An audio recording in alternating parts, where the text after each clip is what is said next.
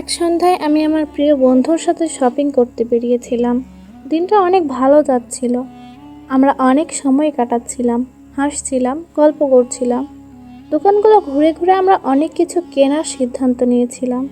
কিন্তু যত সময় যাচ্ছিল, আকাশের রং একটু একটু করে পরিবর্তন হতে শুরু করছিল। সন্ধ্যা হয়ে আসছিল, আর আমাদের বাড়ি ফিরে যেতে দেরি হয়ে যাচ্ছিল। আমার বন্ধুটি আমাকে বলল, আজকে তাড়াতাড়ি বাড়ি ফিরো, অনেক রাত হয়ে যাবে। তবে আমি জানতাম একা বাড়ি ফিরতে একটু ভয় লাগে। সে সময়ের অনেক ঘটনা আমি মনে করেছিলাম, যেগুলো আমাদের শহরের অন্ধকার পথে ঘটে। কিন্তু সে আমার বন্ধু, সে কাউকে উদ্বেগমুক্ত করার চেষ্টা করলো। আর আমি ওর কথা শুনে আবার স্বাভাবিক হয়ে উঠলাম। শপিং শেষে আমি একা বাড়ি ফিরছিলাম। সড়কটা ছিল বেশ নির্জন। শহরের এই অংশে কিছুটা অন্ধকার ছিল, আর চারপাশে গাছপালা ও ছোট বড় দোকান ছিল। আমি হাঁটতে হাঁটতে নিজের গন্তব্যের দিকে এগোচ্ছিলাম, যখন হঠাৎ একটি অদ্ভুত অনুভূতি হলো। মনে হচ্ছিল কেউ যেন আমার দিকে এগিয়ে আসছে। আমি পেছনে ফিরে দেখলাম, কিছু পুরুষ আমাকে লক্ষ্য করছে। তারা কেউ উচ্চস্বরে কথা বলছিল, কেউ সিগারেট ধরাচ্ছিল, আর কেউ হাসছিল। তারা আমার কাছে এসে দাঁড়ালো। একজন এগিয়ে এসে আমাকে জিজ্ঞেস করলো, তুমি কোথায় যাচ্ছ? আমি কিছুটা আতঙ্কিত হয়ে পড়লাম। যাই হোক, আমি কিছু না বলে দ্রুত হাঁটতে লাগলাম। কিন্তু তারা আমাকে ঘিরে ফেলল। তাদের চোখে অদ্ভুত একটা চাহনি ছিল, যেন তারা আমাকে একটুও ভয় পায় না। আমি ভয় পেয়ে গেলাম, গা শিউরে উঠল। আমি জানতাম, যদি তারা আমাকে কিছু করতে চায়, তো আমি একা, ওদের বিরুদ্ধে কিছু করার শক্তি আমার নেই। আমি হাঁফিয়ে উঠলাম, মনে মনে আল্লাহর নাম নিতে শুরু করলাম।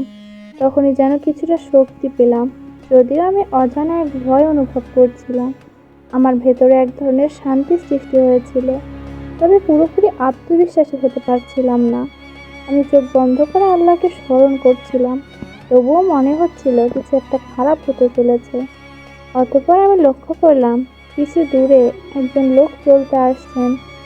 প্রথমে মনে হলো আমার ভুল দেখার সম্ভাবনা আছে, তবে সে লোকটি আসলে দ্রুত এগিয়ে আসছিল। সে লোকটি বেশ শান্ত ও স্থির ছিল। তার পরনে সাদা কাপড় ছিল, মুখে কোনো এক অদ্ভুত ধরনের শান্তি ছিল। তিনি যত কাছে আসলেন, ততই আমি অনুভব করলাম যেন কিছু অদৃশ্য শক্তি আমার আশেপাশে ঘুরে বেড়াচ্ছে। লোকটি এক মুহূর্তে তাদের কাছে গিয়ে কিছু বলল। আমি খুব পরিষ্কারভাবে শুনতে পেলাম না, তবে ওই পুরুষগুলো যেন ভয় পেয়ে পেছনে সরে যেতে শুরু করলো। তবুও মনে হয়েছিল কিছু একটা ঘটতে যাচ্ছে। কিন্তু এমনকি তাদের মুখ বয়ে যে আতঙ্ক স্পষ্ট ছিল। তারা মুহূর্তের মধ্যে চলে গেল, আর আমি দাঁড়িয়ে দেখছিলাম। কিছুতেই বিশ্বাস হচ্ছিল না কিভাবে এত অদ্ভুতভাবে তারা চলে গেল। আমি তাদের মুখে ভয় এবং হতাশা দেখলাম, কিন্তু আমার মনে হচ্ছিল কিছু একটা গাঢ় ছিল। লোকটি এসে আমার কাছে দাঁড়িয়ে বলল, এখন তুমি নিরাপদ। আমি কিছু বলতে পারিনি, শুধু তাকিয়ে রইলাম। তার চোখে এক ধরনের শান্তি ছিল, যেন সে জানে আমার কি পরিস্থিতি। আমার মনে হয়েছিল ওই লোকটা কিছু বিশেষ ছিল। আমি বুঝতে পারছিলাম না সে কে। তারপর লোকটি সেই জায়গা থেকে চলে গেল, এবং এক মুহূর্তে তাকে কোথাও খুঁজে পেলাম না। আমি তাকিয়ে দেখলাম সে কোথাও চলে গেছে, যেন হাওয়ার মতো মিলিয়ে গেছে। আমি তখন হতভম্ব হয়ে দাঁড়িয়েছিলাম।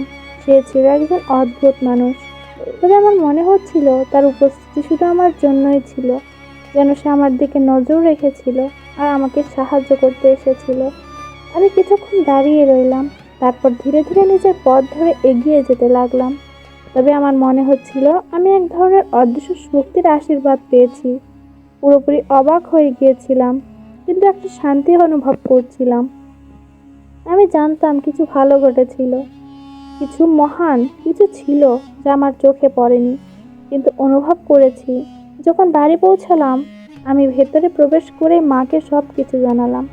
মা বললেন, তুমি কি নিশ্চিত কিছু হয়নি? আমি বললাম, না মা, কিছু হয়নি। আমি জানি কে আমাকে সাহায্য করেছিল। সেই রাতের পর আমার মনে হয়েছিল পৃথিবীতে কিছু রহস্যময় শক্তি কাজ করে, যা আমাদের চোখে দেখা যায় না।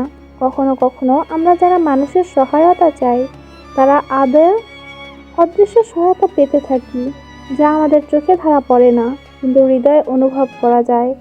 এখনো মনে হয় সে লোকটি কোথাও আছে। তার শান্তিময় উপস্থিতি যেন আমাকে সেই সন্ধ্যায় রক্ষা করেছিল।